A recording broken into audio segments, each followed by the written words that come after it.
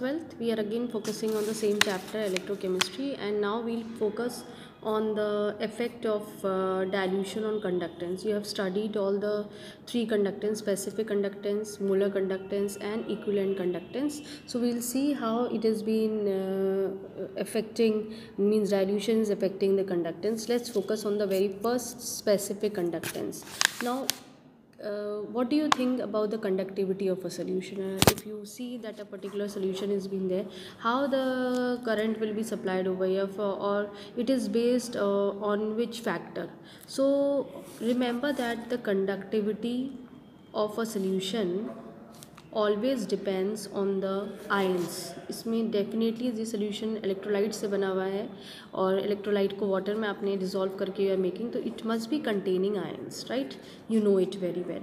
So this conductivity of the solution depends on the number of ions in solution. So what does it mean? It means this conductivity is जो conductivity है, conductivity of a solution is directly proportional to the number of ions in the solution.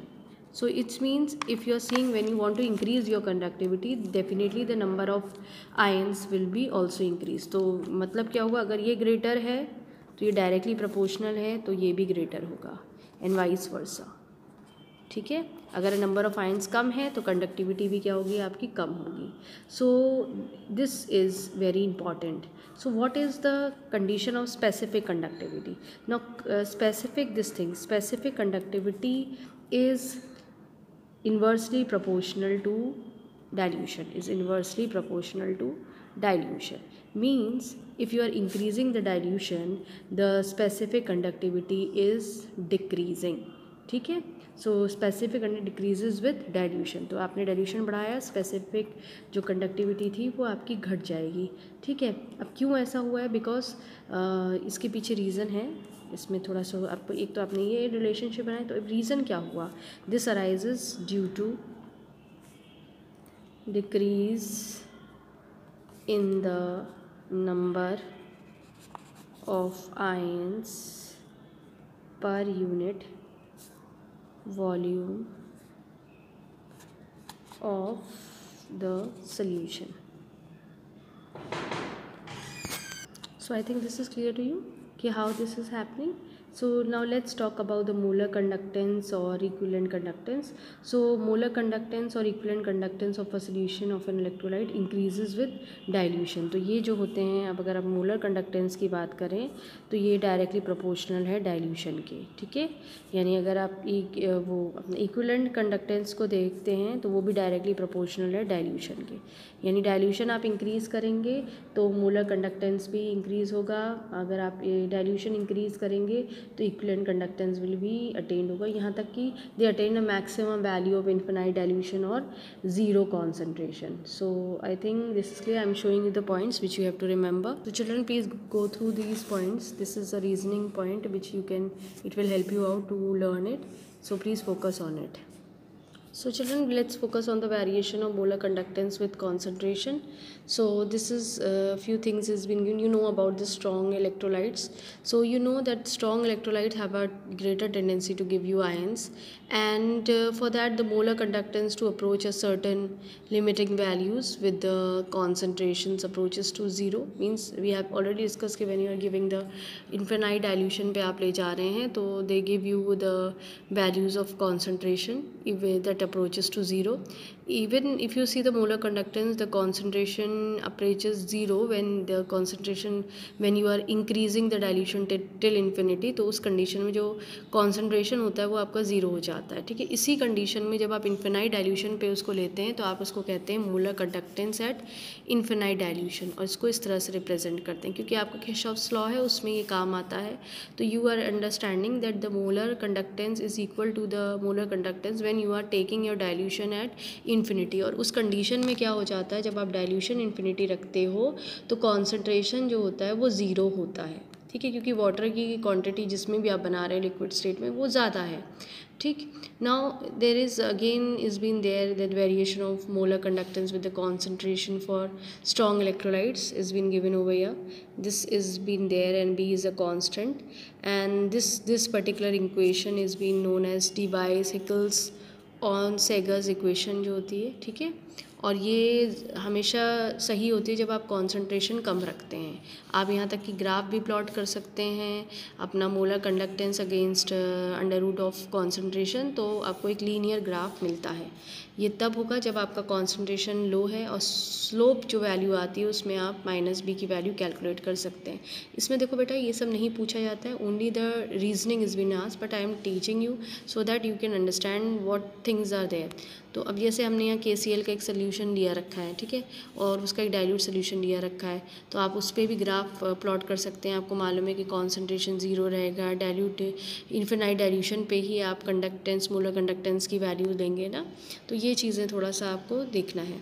Now this is the same scenario, this way you can focus on it.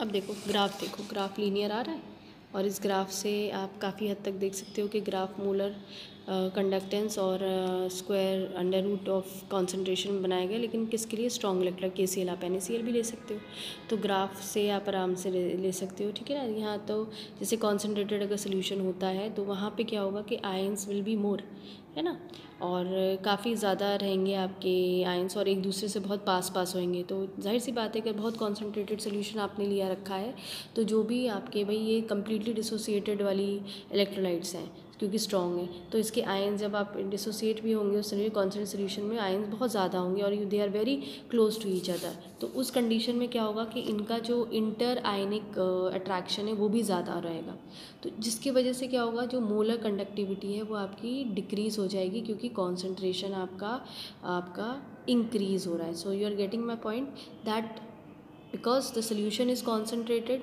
the number of ions are more, and they have the maximum, you can say, interionic attraction has been there. Because of that you can see there is increase in the concentration, so molar conductivity is decreasing. So at high concentration greater number of ions per unit volumes will be increased in attraction between will be there ना between cations and the anions. तो इनकी जो conductivity होगी वो मतलब अगर आप concentration बढ़ाएंगे तो वो क्या है, वो घटने लगेगी. ठीक है. ये अब यही अगर आप आप डाइल्यूटेड सोल्यूशन लेते हैं तो डाइल्यूटेड सोल्यूशन में क्या होता है कि भाई कॉन्सेंट्रेशन जो है वो कम होता है, आयंस मतलब तो आयंस कम है तो जो inter ionic forces of attraction ions में वो भी कम लगेगा क्योंकि वो कम आयन होने की वजह से वो एक दूसरे से काफ़ी दूर है.